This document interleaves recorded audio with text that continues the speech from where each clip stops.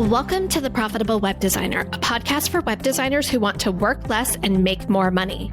I'm your host, Shannon Mattern, founder of the Web Designer Academy, where we've helped hundreds of web designers stop undercharging, overworking, and create profitable, sustainable web design businesses. Hello, everyone, and welcome back to the Profitable Web Designer podcast. I am joined today by an old friend and colleague, Meg Casebolt from Love at First Search. We were just chatting before I pressed record about it seems like it's been forever since we've talked, which means we must have known each other for a long time because she was a guest on my old podcast, Pep Talks for Side Hustlers. We have kind of grown up together in this online world, I would say. Yeah, it kind of feels that way. I feel like after you've been in business for 5 years, there's just this kind of bubble of people who have all made it that far. And then it's almost like, in Saturday Night Live, how after you host a couple times, they give you the jacket. You know what I Right. mean? Right. Yeah. So I'm so excited to have you back on the show. Can you just introduce yourself and let our listeners know a little bit more about you and what you do? Sure. My name's Meg Casebolt. My pronouns are she, her, hers. I run Love at First Search, which is an agency to help small businesses show up in search results for their websites, their videos, and their podcasts. So a lot of content marketing, content strategy. I also help local businesses to show up in those search results too. I feel like that's sort of the way that a lot of these markets are skewing is several years ago, everybody has an online course. And now it's you know what? I would really like to talk to a person face to face, even if it means I have to put on pants. So focusing on traffic coming into usually your website, sometimes some other marketplaces, from places like Google. ChatGPT search is becoming more and more common among people who are working with me, Apple Podcasts, YouTube. How can you get people to search for, let's put it this way. When people are searching for something, how can you anticipate their needs and anticipate their thought process so that you not only the one that shows up in those search results, but you can then guide them into further relationship with you. I love it. And we're going to talk about that strategy and just marketing in general and all of the things during our time together today. But I want to dig back into your origin story. What is the path that led you to creating Love at First Search and doing the work that you're doing today? Sure. So my business, Radioactive Spider Bite. Yes. I started my business in 2013 because I had my first kid in 2014 and looked at how much it would cost to send him to daycare and went, wow, that's a nope. Like so many of us, we sort of financially and reluctantly became freelancers. And I had experience working in the communications field. I had built websites since, like so many of us, we were messing around on the internet. So I built my first website in 1996 on GeoCities, right? It had always been sort of a hobby for me. And then when I decided to start the business, I went into design. I started designing websites. I utilized my network to start to a great extent. So my first 2 design clients were my former next door neighbor and my first grade best friend, because that's how businesses work often in the real world. Before I learned about all these fancy funnels that I have since built and then deconstructed, which we will absolutely be talking about. But I joined a mastermind. This was probably 8 years ago. It was run by Marie Poulin before she made the shift to speaking about Notion. And it was all designers, very similar to what you're doing now, Shannon. And I said to the designers during a hot seat call, I feel like my clients are loving the work that I'm putting out and they love the websites, but then they're coming back to me and saying but it's not helping me get new clients. It's not helping me show up in search. How do you all in this mastermind balance this experience of wanting something that's beautiful, that's functional, that's clear, that's easy to update, and that shows up in search results? And the hot seat basically said oh, we don't have an answer for it either because we don't have a good SEO person. And that was sort of the blue ocean moment for me of, oh, I am literally sitting in a room talking to people who need what I would prefer to be doing. Mm. Why not test this? And so it wasn't, throw out my existing website and rebuild it all based on one conversation. It was talk to those people more and say, oh, can I work with you on one of your client projects? Can I come in as a strategist? Can I do the research and present it to you in a way that you can then integrate it into what you're doing so that I don't have to keep learning new CSS?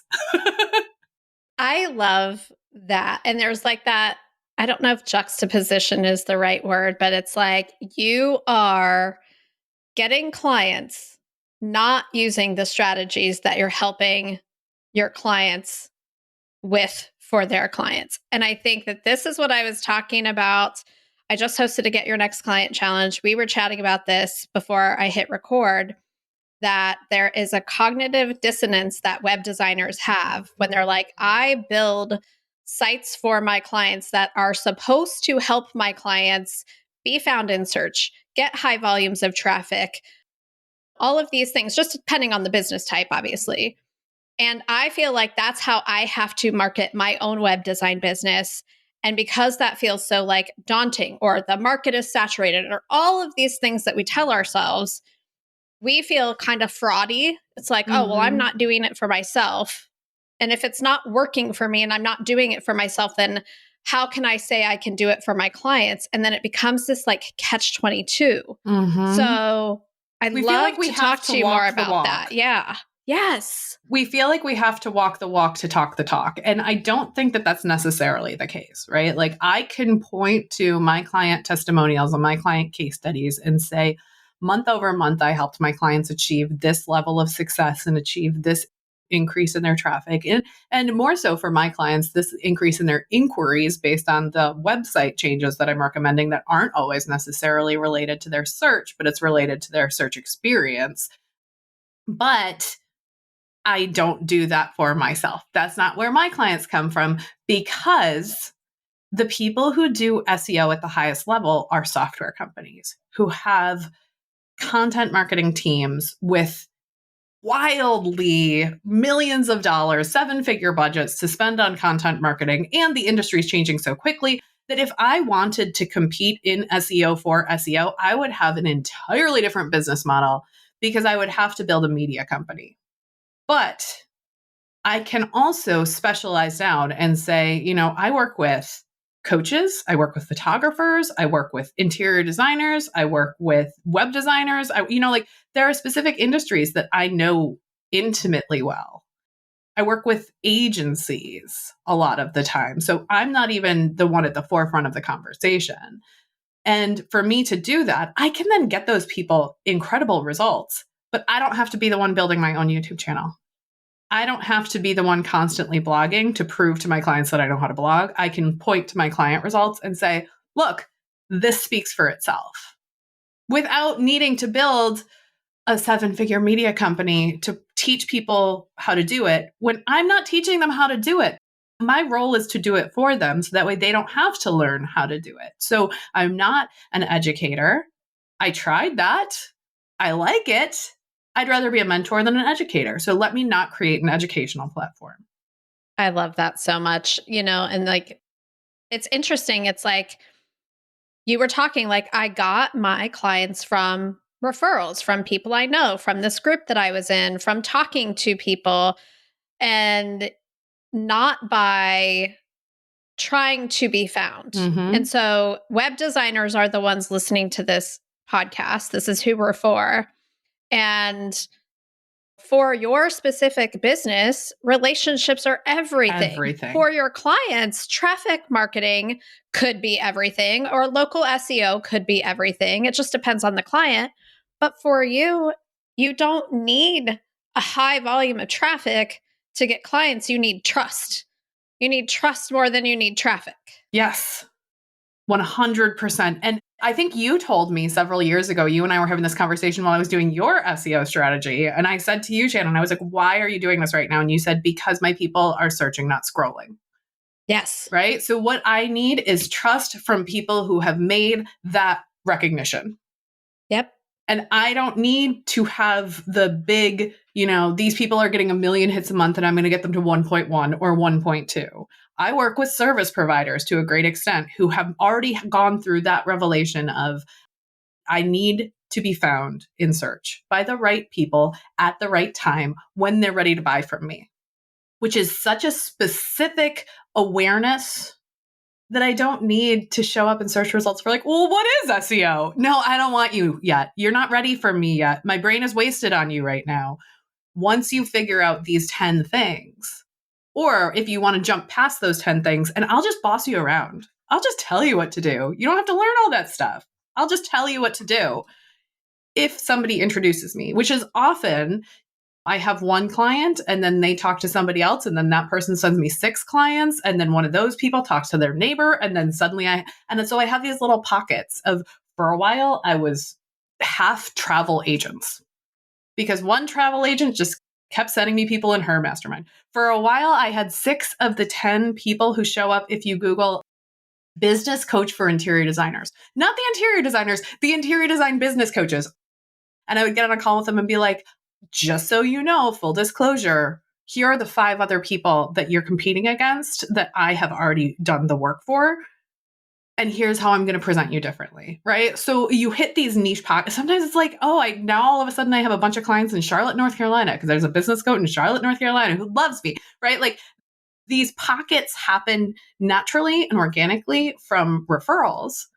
And then I can look at those search results and be like, look at that. There's my clients. It's a really interesting long-term strategy that can't be forced, but it can be leveraged. Absolutely. I totally agree with you. It's like follow the threads where they go, but you get to leverage it. You get to initiate. You don't just wait for it to happen. There are ways that you can make the first move in asking for referrals, asking for kind of like, I call it like asking for clues as to where your next client might be, or like, who else can I meet? Tell me you're like my dream client. Give me like, are there 2 more people like you that you could introduce me to? What podcasts are you listening to? Like all of that stuff. Yeah. Instead of saying like, oh, I'm low on clients, I need to do some lead gen, let me go post on Instagram. Go back to your existing clients. Start with, hi, how's it going? I've been thinking about you. For me, that often turns into like, hey, I just took a look at your website and I see that you're ranking for this now. Isn't that awesome? Do you know anybody else? And half the time that turns into, oh, I'm ranking for that now? Great. I've actually been thinking that we should work together again, right? So it's not me coming being like, more money, please. But it's engaging in a relationship. It's having a retention strategy. It's having a communication method that's based on, like you said, relationships and not just conversions. Yeah. So let's talk about social media because I hate it. Do we have to? I know you do too. And you like made the bold move to not be there. I always had like one toe in, and I gave myself permission several months ago to take that toe out altogether, unless it was in service of my podcast guests, right? So like my quote unquote strategy is if it's helping me to spread the word about my podcast guests and their business as like reciprocity, cool. I'll share it on social media, but I have no desire to be there, to create content there. Because like I said earlier, like we have discovered after many attempts, paid ads, like social media strategy, whatever, that our best clients are searchers, not scrollers. So I know you made that decision. Can you tell me why you were like, I am done with this? I am not done with it. I wish I could be. I could be. But my approach to social media is not social media bad, other marketing good, SEO good, right? Yeah. Like I think all of us need to examine critically what our relationship is with all of these different marketing strategies and the ways that we want to interact with our clients and the ways that we want to be found and the ways that we want to communicate and to make clear boundaries both for ourselves and for the people that we're working with. So for me personally, I used to have like a Facebook group when it was a thing to have Facebook groups, and I saw the quality of leads going down. I was spending money on a social media person who was then posting the same things that everyone else posted because she had dozens of clients and I started to feel like I was just doing the same thing and it wasn't getting results. So I evaluated that and said, this is not worth the time, energy, resources that I'm putting into it. And I shut down the Facebook group. I looked at the analytics for my Instagram and I went, I'm spending a lot of time and hiring somebody else to create these graphics that look like everyone else's graphics, or even that look like me and have my voice. But people aren't then saying, I found you on Instagram. They're still saying, I heard about you through Shannon. I found you on Google. So why am I investing my time and resources there? So I moved my Instagram to a 9 grid because my business is a referral based business. It's a high cost, low volume business model. I don't need to be on the high volume places. I had a podcast for 100 episodes that I did promote on social media about how to critically evaluate the role of social media in your business and in your personal life so that you don't become dependent on something that is completely out of your control. And then I got myself off of social media. I got my business off of social media. And then I started writing romance novels and I had to go right the hell back onto social media because that is a high volume, low cost business model. And my people are hanging out there. But I also have a podcast. I'm also on Reddit. I also am reaching out and sponsoring other people's podcasts. I'm also doing book swaps with other authors. So even though I have gone back onto social media, that is not my primary objective or primary marketing strategy, even though I'm there for my sort of side hustle alter ego. Oh my gosh. I'm like, wait, this is totally new information that you started this other business. This is fascinating. And you're like, for this model of low price, high volume, these are the things that work for that. There's a limit to how many $4 ebooks you can sell to the same person month over month. And when at the $4 ebook, you actually make $2.74, or if they get it on Kindle Unlimited, then you make like $1.37 for each one of them. You have to be a volume-based business. You have to get your name out there. You have to get more reviews. You have to play a different marketing game. I haven't gone to Amazon ads with it yet, but they're coming because I want to have a back catalog of novels, but I'm working on the sequel. And so until that gets published and I can spend money on the first novel to get people to read the second novel, and then I'm going to have the Christmas novella and right, all of that is a very different model for a very different product at a very different price point for a very different audience. It's B2B versus B2C. It needs a different marketing strategy. So I'm taking my SEO skills and using them way more to sell romance novels than I am to sell SEO services. So is this just like a, forgive the pun, passion project for like figuring out a creative new way to use your SEO skills in addition to like just wanting to have this creative outlet? Like, Yeah, it seems like a fascinating way to be like, I have this skill set. Let me see what I can do with it for something that like I really enjoy creating. Yes.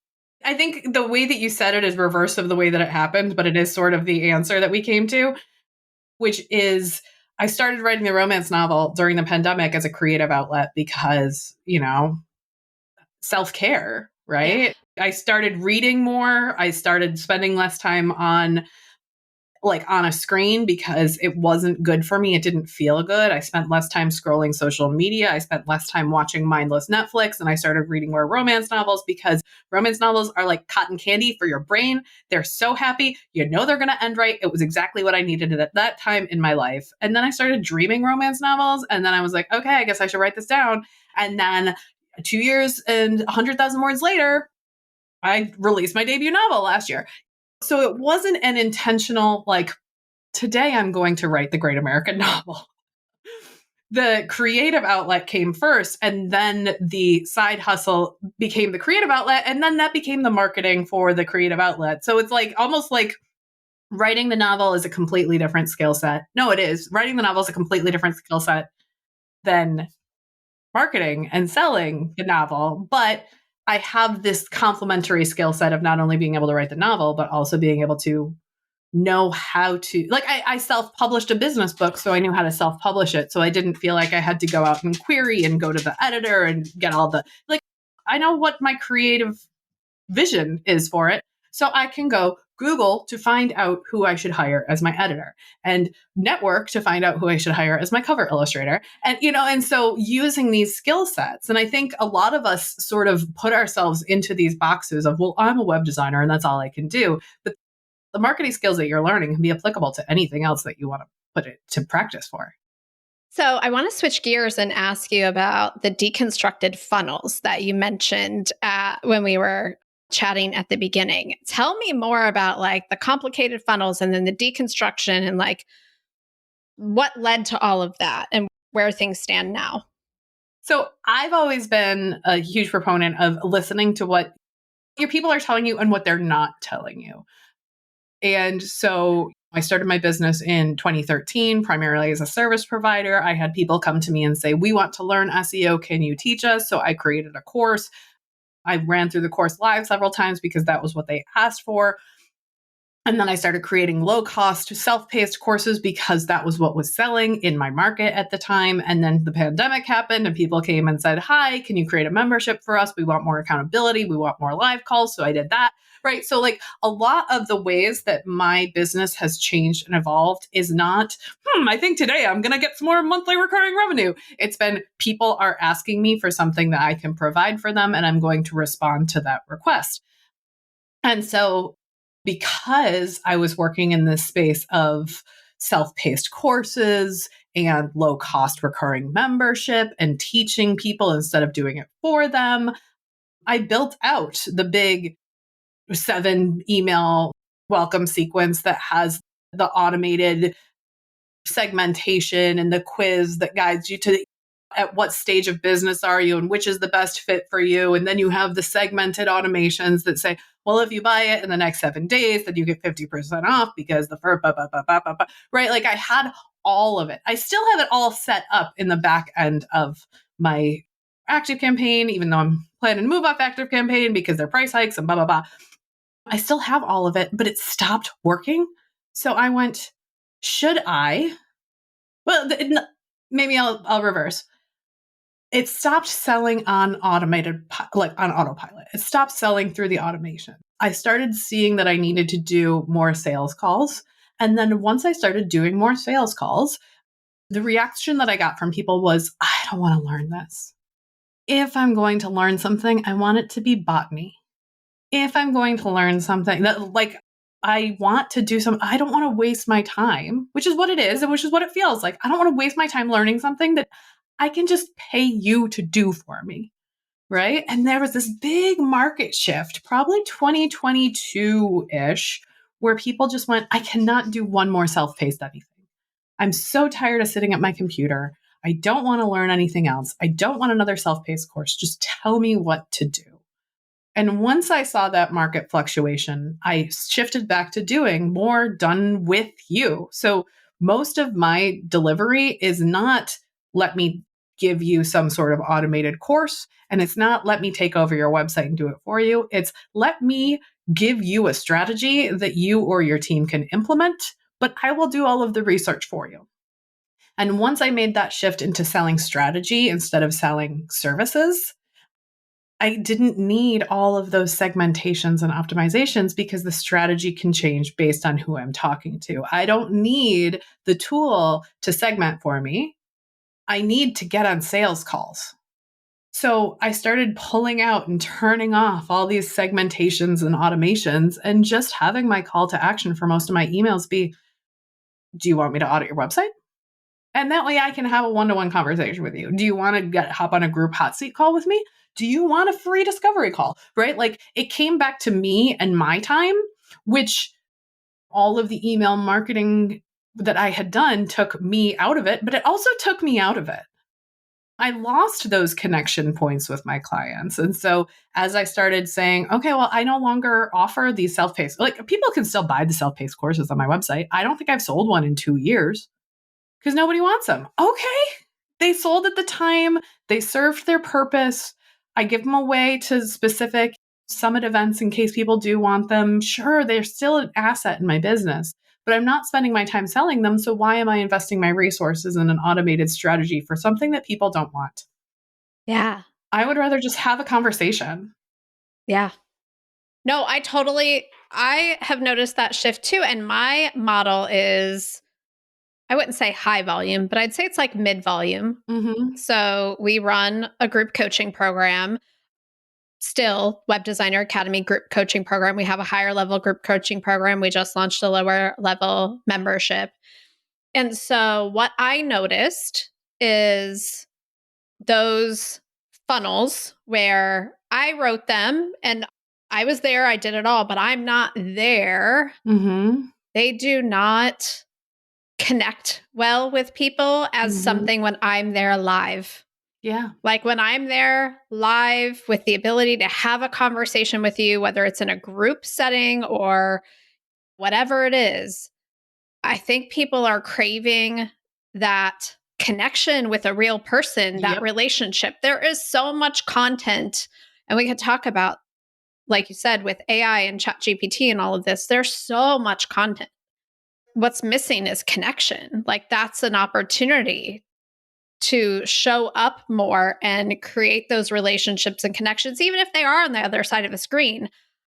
But you're still showing up live. You're still answering their questions. Yes. You're still teaching in real time. They can still raise their hand and say, wait, I didn't understand that. I don't want to have to wait a Yes. week for your customer service platform to finally get back to me. Like, I don't want to Mm-hmm. wait for something to unlock so that way I can get to the next stage of this. Even if you're running a leveraged program like you are and not one-to-one services, you are still providing live Yep. support and group community and connection that cannot be automated. So the marketing strategy that you're doing is much harder to automate because really our marketing should be a preview of what it's like to work with us. Yes. Yeah. And when you're trying to like automate all of that, let me like just try to stuff as many people through these funnels as possible Mhm. to maybe get a few people to come to work with me. I've also noticed that like those people aren't as connected to me and don't stay as long.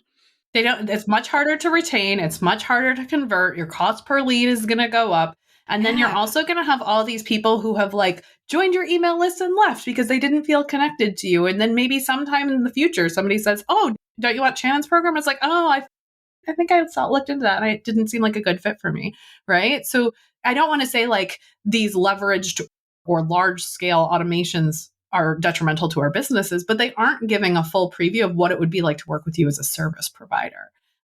And sometimes when you are so focused on piling new people into that funnel, you forget the importance of, and it's like, oh, my funnel has a 3% conversion rate. That also means you have a 97% of people who didn't buy from you. And that's okay based on your business model, but it means you're going to have to work that much harder to get those discovery leads. Yeah. So good. So good.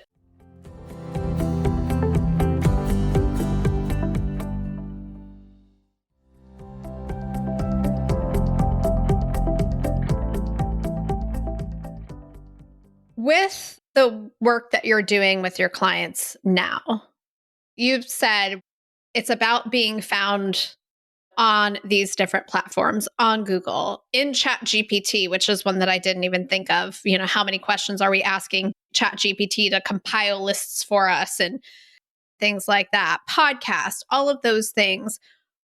What are some of the shifts that you have seen or trends that you're seeing that like maybe just a couple years ago when we talked weren't a thing and now are things that not only do we need to consider as like business owners ourselves, but like that will blow our clients' minds when we talk to them about what we can do for them. Yeah, I think I would say probably three trends that I'm seeing off the top of my head. The first one is a decrease in sales and a need for more trust in the sales conversation. I think several years ago, people were more likely to say, like, oh, that sounds like a good deal. The countdown timer's on. I'm going to buy that based on urgency. And those people have been burned.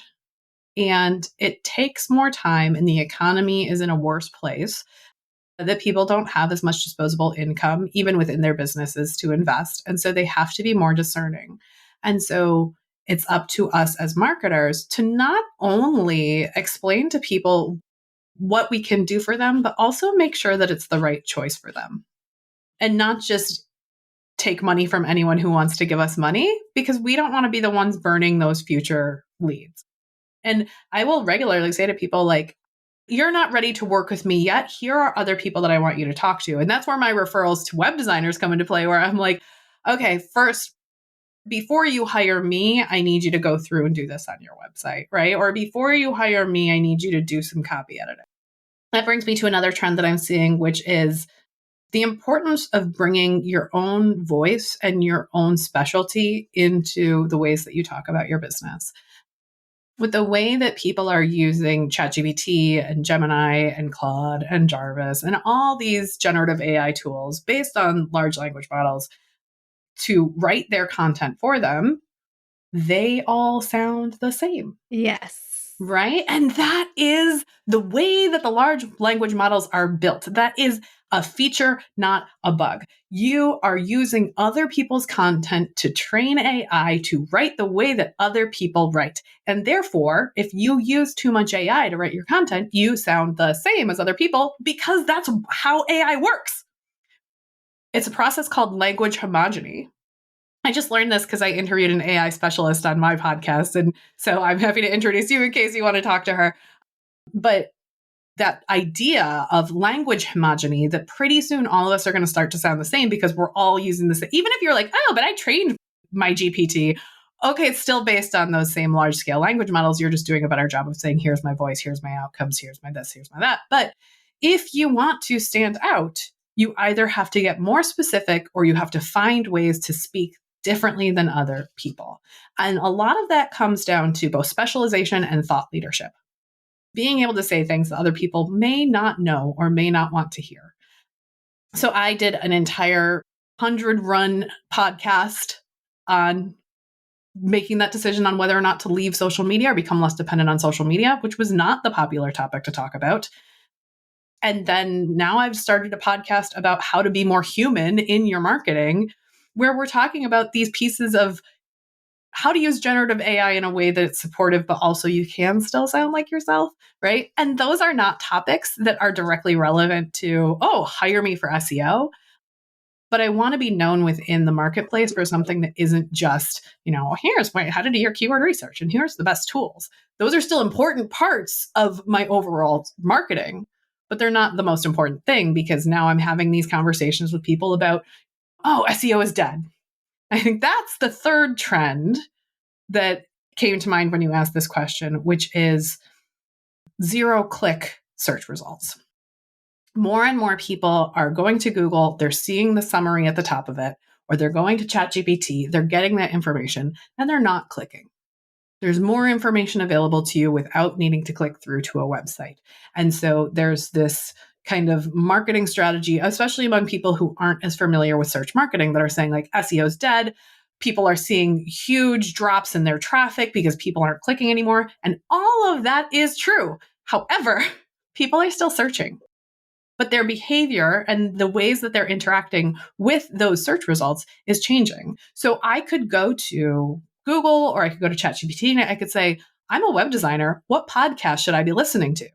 And then your podcast might show up, but I'm not clicking through to your website. I'm going to go into Spotify and I'm going to look it up in there. And it's not going to look like it's a search result for you. But then once I get to your podcast, then I might click through to your show notes, or I might hear a call to action where you say, go to this URL. And then I type it in and it looks like direct traffic, but it's actually your content marketing system working. We can't track that anymore, but that was a lead from search. So all of these brand awareness pieces are becoming more important and less trackable. But that doesn't mean that people aren't searching anymore. It just means that we have to work that much harder to build trust, to build in calls to action, and to make ourselves a resource that people want to keep coming back to. That is fascinating. I've never heard anybody talk about like the zero-click search and how to not dismiss search over that. But if people are changing their behavior, I get to change my behavior to meet them where they are and make sure that it's easy for them to find me on Spotify, to that my very next call to action for them is very clear, that I have something that they would want the first time that they listen to my podcast, that they subscribe, that all of the things.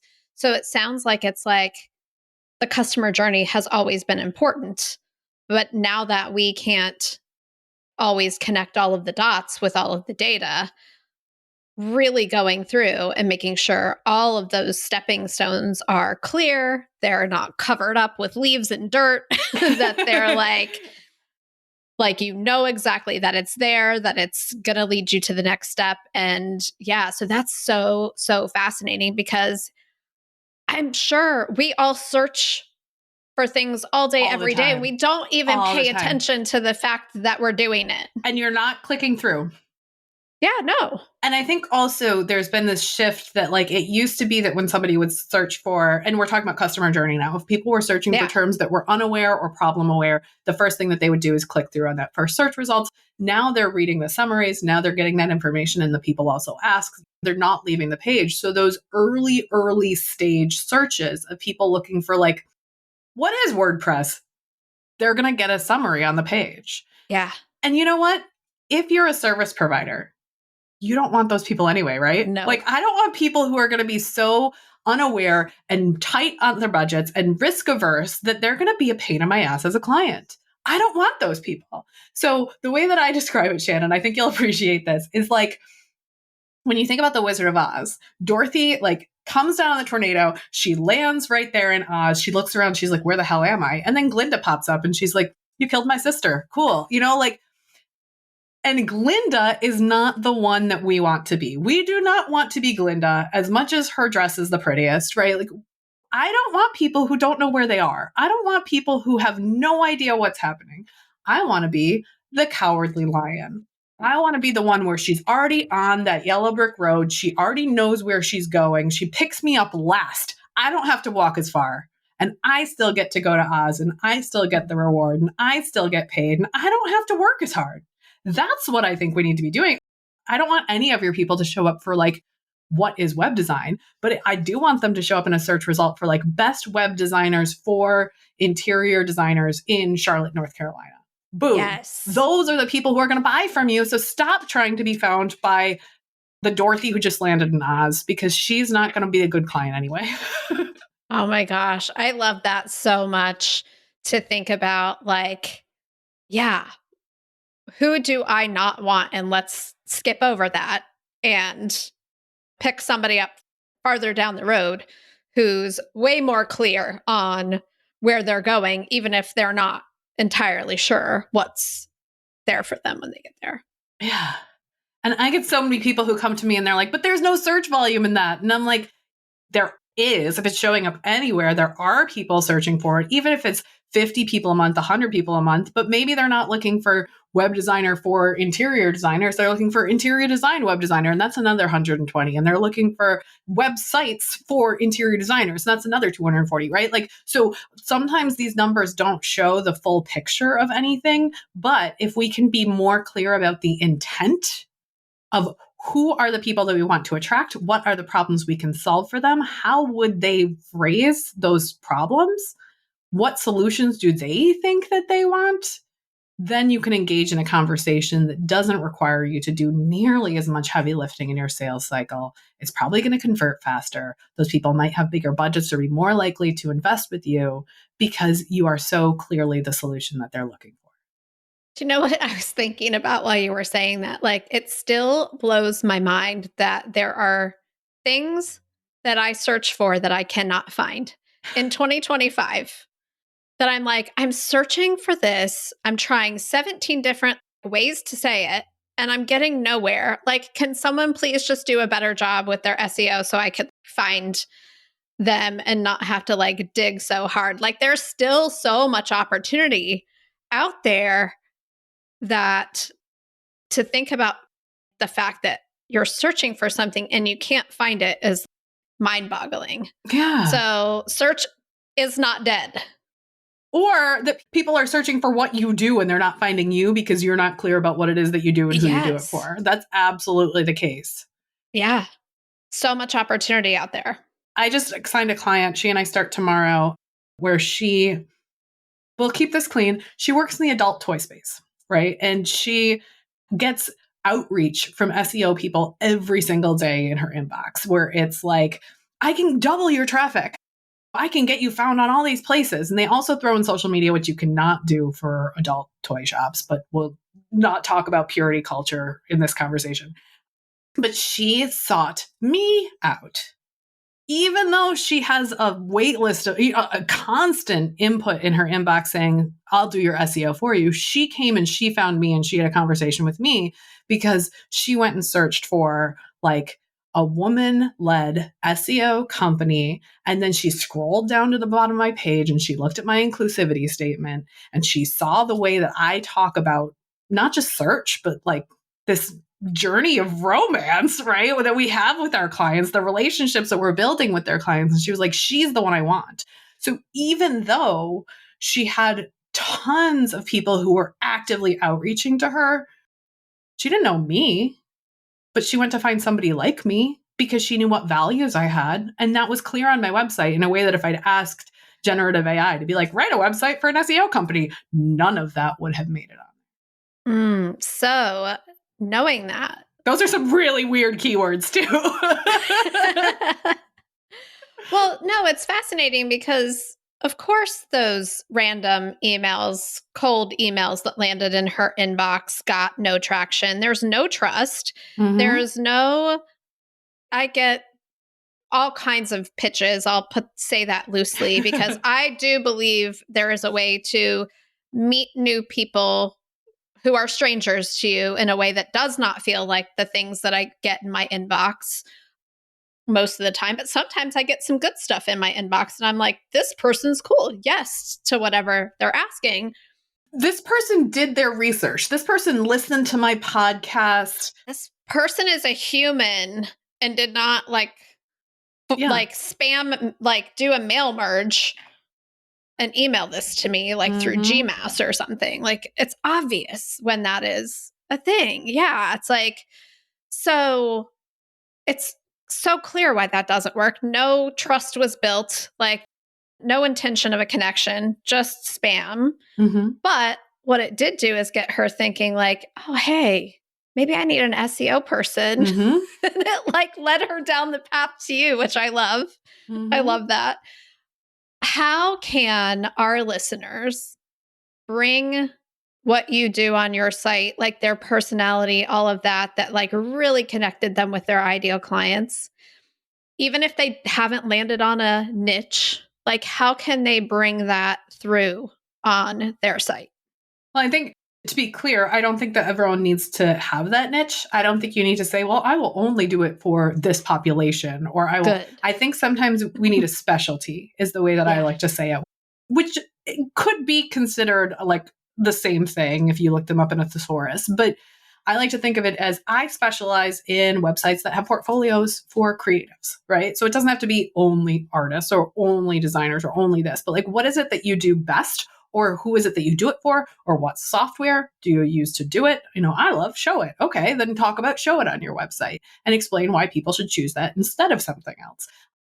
Your location can also be a way that you are specializing, especially if you're in a small town and you want to go out and reach out to other people in your small town. That's going to convert a lot faster because you can go have a conversation with them and they trust you the way that they may not trust a larger agency. So part of that messaging is figuring out not only, and Shannon, you sort of like dipped into this a little bit, not just who are you for, but who are you not for? Yep. I think reverse niching is just as important as niching. There are brands and businesses that I don't want to work for because I haven't had success with them or because the type of client isn't a good fit for my personality. And that's okay. I'm in several like women in SEO directories that if I'm not the right person, okay, I don't love doing real estate websites. There's like great example. I'm always getting leads from real estate people. And I'm like, it's not an industry that I like working in. So I go into my directories and I say, here are people who do. Right. And I think that that's an okay thing to do is to say not everyone's going to be a good fit for you. And you can build a collaborative network of referral partners to help you to not feel like you're leaving people high and dry, but to just be super clear about what is it that I do best, that I can be found for, that then I can do that outreach and say, do you know anybody who, even if you're going back to a previous client or you're going back to a referral partner from the past, you can say, now I work with these people. Now I give them these outcomes. What's the thing that you want to do best? That doesn't mean you have to have one ideal client and that's the only person you work with. But what's the thing that is your, like, not even zone of genius, because I feel like that term gets overused, but like, what's the thing that brings you to life, that you would be happy to do all day? What are the types of people that you work with? What are not like, I work with Enneagram 7s, but I do love an Enneagram 7. But figuring out those fits and then finding ways to articulate that and bringing that into your copy, bringing that into what it is that you do, so that when people land on your website, they're not going, oh, this is generic web development agency number 3. They're saying, oh, this person wants to work with a business like mine. Yeah. And letting your copy talk to those people. Yes, I love that. We talk about that inside the Web Designer Academy about like, we don't need you to niche. If you have one, amazing. Like that opens up some opportunities for you in terms of SEO that just are a little bit easier, maybe, or just different. I would just say different than if you don't. But like in terms of niche, we talk about like your 5 dreaming client bullet points, and it speaks more to like who they are, where they're at today, and where they want to go. Mm-hmm. And not like these demographics or niche or anything like that. So it really helps you speak to like who you're really passionate about helping, which when someone lands on you, they know immediately like, oh, she's for me, or no, she's not for me. That is not me at all. Like, I don't want that. That is not where I'm at. And I think that that's just as important as saying who you're for, like you said, is being able to say who you're not for. Because we're doing this because we want to love what we do, right? We're not trying to like just have a job like we left, to do this. So, yeah. And figuring out how you want to engage with those people. So if you are one of those people who love social media, great, go get your clients from social media. If you love having conversations like this, go pitch yourself to different podcasts, start your own podcast. If the idea of public speaking makes you break out in hives, don't do it. Exactly. There's no perfect marketing solution. There's no perfect delivery model. There's no one way to do any of these things. It comes down to knowing yourself, knowing your resources, knowing your capacity, knowing how you want to work, and not letting someone else tell you that there's one way. That's the best way to drive yourself a little bit bonkers. So good. So good. So how do you work with clients? Like, how can our listeners connect with you?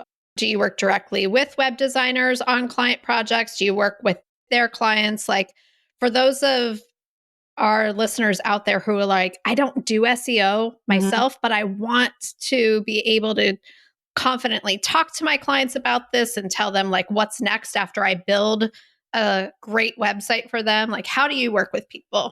There's pretty much 2 ways that I work with people. One of them is as a strategist, where you can come to me for your own website or for your client's website and say, I would like this client to rank for some of these terms, or this client would like to show up in this geographic area.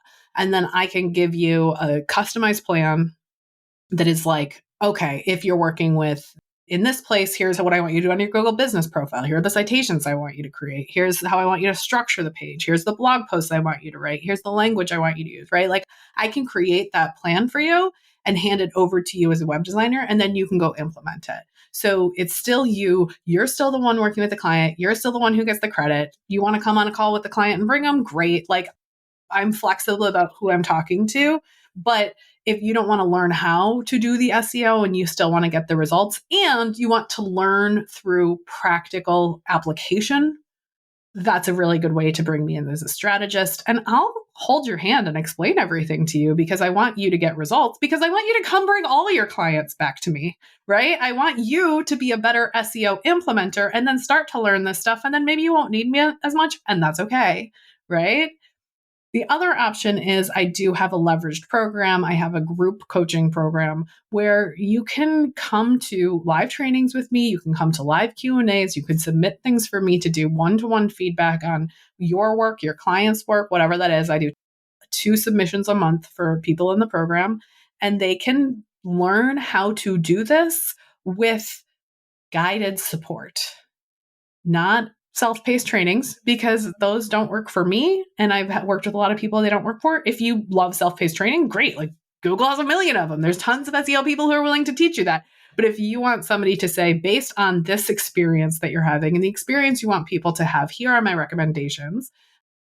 Especially if you're building across multiple niches or sites, it's like, well, I have done enough of these that I can say, well, that's going to work on a Shopify site, but it's not going to work on a Squarespace site. So here's the recommendation for this. Like having somebody who can look over your shoulder can be huge, so that you can then start to have these conversations with your clients and you can start to build SEO into your processes and then pull me in when you need me. So those are sort of the 2 ways that I work with people, is as a strategist and as a mentor. I love that. You really are filling a big, I would say, confidence gap for a lot of our students. I know people listening to this podcast where they're like, I know that I can deliver a technically well-built SEO site, site for SEO, like the technical SEO game, I got it. But I feel like I'm leaving my clients in a lurch, or I feel like I'm not delivering the full potential of what this could do, or I feel like I'm kind of just leaving them hanging when the ongoing strategy isn't part of the project, but I don't want to do it for them. I don't want to do it. Don't make me. But I don't want to do it. Like, I want this site to get out there. I want them to I built them this amazing tool and I want them to be able to use it and leverage it, but I don't want to do that part. And you're really feeling, so their confidence, because they feel like they're leaving their clients in a lurch. I coach them through all of that their clients are adults and they can go find a person and blah, blah, blah, blah, blah. But at the same time, when there's someone who's like, hey, I'll just do that part for you. Yeah. And then you can implement this with your clients ongoing. And also you can join my membership and I'll help, or join my program and I'll actually help you as you're implementing. And you can raise your prices with your clients and build in some markup into this, so that way build some recurring revenue. Yep. Your clients are having better experiences. They're having better outcomes. They're happier with their work from you. You're making money back on learning this yourself. I think of it as a win-win-win, where it's you're learning, your clients are getting better results, and we're paying each other to do this work together. Yeah. And can we all just stop thinking we all have to do everything all on our own without other people helping us? There's my preach hands. Well, I would love to talk to you for another hour. It's been amazing catching up with you, but we are at time. Can you tell everyone where they can go to connect with you, learn more about your services, learn more about your books, if that's their flavor? Sure. Not social media, I can tell you that. If you want to find out more about my SEO services and strategy, you can go over to loveitforsearch.com. If you want to tune into the conversation about running a more human-centric business and marketing strategy, that's over at aggressivelyhuman.substack.com, because that's where we're hosting it. If you like romance novels, you want to listen to my romance novel podcast, that's over at First Dates and Soulmates. You can find that on any of your podcasting platforms. You can get my book about social media at Social Slowdown. You can find that on Amazon and grab that on Kindle Unlimited. And then if you want to read my romance novel, my pen name is Bailey Seaborn. So, there's the 5 ways to get in touch with me. Love it. We'll link up all of that in the show notes. And thank you so much for being here. It was so fun talking to you today. I told you would get an open book, and that's exactly what we did. Thank you so much, Shannon. Well, that's all I have for you all this week. We'll see you back here next week. Bye, everyone. This podcast is part of the Sound Advice FM network. Sound Advice FM, Women's Voices Amplified.